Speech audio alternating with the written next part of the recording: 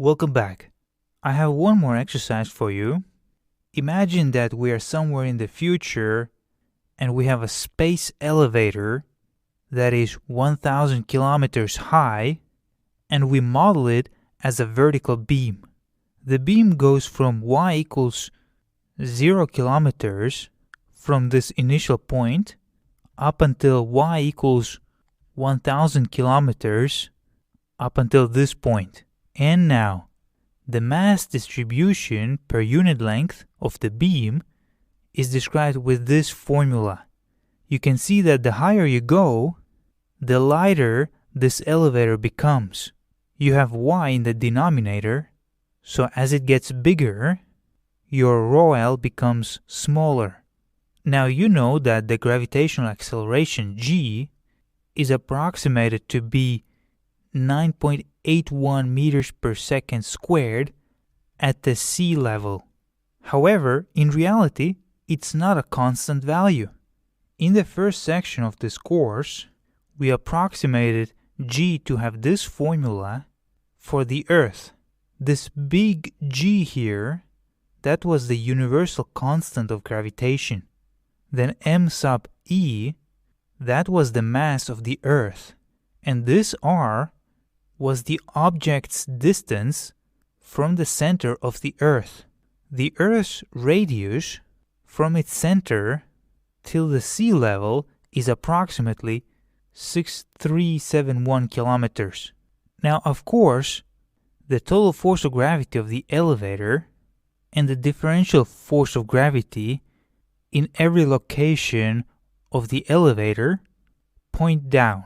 And now, your task is to again find the centroid, the center of mass, and the center of gravity for this elevator from the ground, from y equals 0 kilometers. Keep in mind that in this problem, you will get complicated integrals, so don't try to solve them by hand. Instead, in Google, just write online integral calculator Wolfram alpha, and then you should have it as your first result. So just open their online integral calculator, then you will need to press this button, definite integral, then you can evaluate them from lower limit till upper limit, and then here type in your integrals, and then here you can see you have d, and so you put here x, so you will have here dx. So for example, you have this function here that you want to integrate, and you want to evaluate it from 0 till pi, and since your variable here is x, you will have here dx, and then you press here, and there you go, it will evaluate your integral, and it will give you a specific number here. So good luck, try this problem by yourself first, and then see the solutions in the next video. Thank you very much. Welcome back. So let's now find the centroid, center of mass, and center of gravity for this space elevator. First of all, the centroid, that's easy. It's a geometrical center, and so it's at the altitude of 500 kilometers. You start measuring it from here. But now, in order to find the center of mass, we have this mass distribution per unit length, ρl, so the total mass of the elevator is the integral from 0 till 1000 kilometers, then you have m0 over 1 plus y times dy. Then what we want to do, we want to take our differential mass element, which is dm, and multiply it by the distance from the beginning of the beam, so you will have y times dm, and we want to integrate that product as we go through the entire elevator. And in the previous videos, we called that integrated product mm. And so this is our mass in kilograms, then mm equals, we integrate from 0 till 1000 kilometers, we have y times ρl times dy, Remember this one here, that's your dm. And so knowing the function of rho L, you will have this integral. This is your mm. And now you know that the mass of the elevator times its center of mass, it equals mm. So y bar cm, it equals mm over the mass of the elevator. And so you have this integral over this integral. The upper one is mm, the lower one is the mass. And now you can cancel out m0's. As you can see, you didn't even have to know them in order to calculate your center of mass. Because they were constants, you could take them out of the integral. They are both in the numerator and in the denominator, and you could simply cancel them out. And so this is what Wolfram Alpha gave me when I plugged in this entire thing, this one. And it can be approximated to be 143.74 kilometers. Note that in Wolfram Alpha, you have log there instead of ln, but then it also specifies that log x is a natural logarithm. That's why it really is ln x, or in this case ln 1001. And so we now know our center of mass, which is approximately 144 kilometers. So let's just say that it's 144 kilometers. As you can see, it's very much different from the centroid. And it makes sense because according to this formula, you have a lot more mass density per unit length at the bottom of the elevator and a lot less of it in the upper part of the beam. Finally, let's find the center of gravity. First of all, I will find the total gravity force that this beam experiences. It means that as I integrate through the beam, I will add up all the differential gravity forces inside my beam. So Fg equals, I integrate from 0 to 1000 kilometers, I have g times rho L times dy.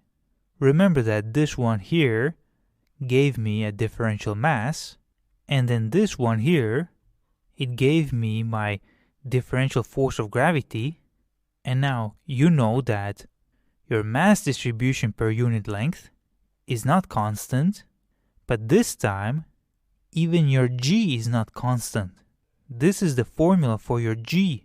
The further you go from the center of the Earth, the smaller your g becomes. It makes sense because your r in the denominator becomes bigger, and not only it becomes bigger, you also square this bigger number in the denominator. And so with 1000 kilometers, your g will be definitely weaker at the top of the elevator and stronger at the bottom of it. You know the radius of your Earth, and you know that your y is measured from the sea level. So you can write your g like this: g times the mass of the Earth, and now in the denominator you will write the radius of the Earth plus y squared. The radius of the Earth is fixed, but then starting from the sea level, your y becomes bigger and bigger, which will obviously decrease your g. And so Fg equals, and then inside the integral I will write this formula, which is my g, times this formula, which is my rho L, times dy. G, the mass of the Earth, and m0 can be taken out of the integral because they're all constant values. And so your integral will look like this. Instead of the radius of the Earth, I've put here 6371. So that's your force of gravity. Now note that here we're going to do it a bit differently. Here you cannot calculate a moment due to gravity force distribution about this point here. And that's because every single differential gravity force element here, its line of action goes through that very point. And so there is no moment arm. The moment about this point here at the beginning of the beam will be 0. However, we don't really need to calculate a moment about this point in order to find the center of gravity. We need to take this differential force of gravity and we need to multiply it by the distance that separates this DFG from this point. And so somewhere else, you will have another differential gravity force element, and then you multiply that by the distance that separates it from the bottom of the beam. And so in general terms, this would be your product, and then you integrate it through your entire beam. Now you already know that your DFG, it's this expression here. This is your DFG. That means that y times DFG, it's y times g times rho L times dy. And then you integrate that from y equals 0 kilometers till y equals 1000 kilometers. And we can call this integrated product mg at y equals 0. Again, this time it's not a moment. It's simply an integrated product of a differential force element and its distance from the bottom of the beam. And so mg equals, and then you have this integral, and of course you already know the formulas for your g and your rho L. So inside the integral here, you will have y, the distance that separates differential force elements from the bottom of the beam. This is your g function. This is your rho L function. This is your dy. Again, all the constants can come out of the integral. And so this will be your integral. And now you know that force of gravity times the center of gravity, it equals mg. And so the center of gravity equals mg over fg. So the center of gravity equals this integral over this integral. So the upper one is mg, the lower one is fg. You can cancel out all the constants. So you see, in order to calculate the center of gravity, you did not have to know g, the mass of the Earth, nor m0. You could keep them as constants and then they will get cancelled out automatically. And so I put this integral inside Wolfram alpha and it gave me this approximated value, 129.38 kilometers. But let's just say that it's 129 kilometers. And so your center of gravity is 129 kilometers. As you can see, your centroid, your center of mass, and your center of gravity, they're all different.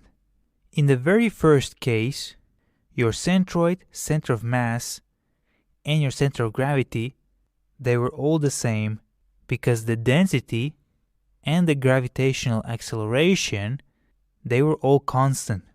Then in the second case, the density varied, but your g was assumed to be constant. As a result, the center of mass and the center of gravity were the same, but they were both different from the centroid. But now, g also varies. That makes the center of mass different from the center of gravity. And they are also both different from the centroid. And there you go. These three center points are actually three different concepts. They have nothing to do with each other. Only in special cases they are the same. That's when the density and the gravitational acceleration are constant. If they're not, then these points differ. Also, it makes sense that the center of gravity here is smaller than the center of mass. That's because not only you have stronger mass distribution at the bottom of the elevator, according to this formula, but you also have a stronger gravitational pull at the bottom of the beam. So G is also stronger at the bottom and weaker at the top. If G was a constant value, then the center of mass and the center of gravity had been the same. But because you have more gravitational pull in the bottom, it actually drives the center of gravity point down even further. Thank you very much. Welcome back. Finally, I want to make one more comment about this topic. In everyday applications, it is normal that the centroid is different from the center of mass and the center of gravity. That's because densities are not always constant in everyday applications. However, while the center of mass and the center of gravity are always slightly different, because in reality, the G changes even if you move 1 millimeter up or down, in practical sense though, their difference is so tiny that in most cases you can use them interchangeably.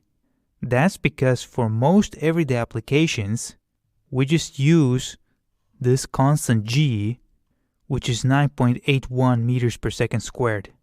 I would say that unless you are specifically dealing with force of gravity, it is formally more correct to use the center of mass, but practically it makes no difference whatsoever. Nevertheless, there are situations where this difference matters. One example is orbiting satellites. Just like in other applications, the difference between the center of mass and the center of gravity is super tiny. However, when you are in space, then you don't have anything else besides that force of gravity. Okay, that's not exactly correct, because you never have 100% vacuum. Your satellite will once in a while bump into an air molecule that has very little effect on it short term.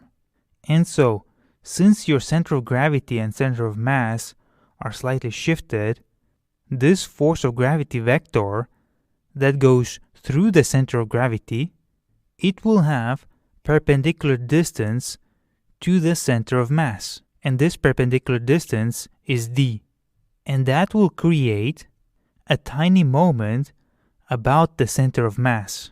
It's extremely small. However, unlike on the Earth, where you have other forces like friction, in space you have nothing that counters that. And that will increase the satellite's angular velocity over time. And it has to be countered. You can do that with side boosters that will create a couple moment that counters this moment due to force of gravity. So that's where it matters. But on the Earth, the center of mass and the center of gravity are used interchangeably. Thank you very much.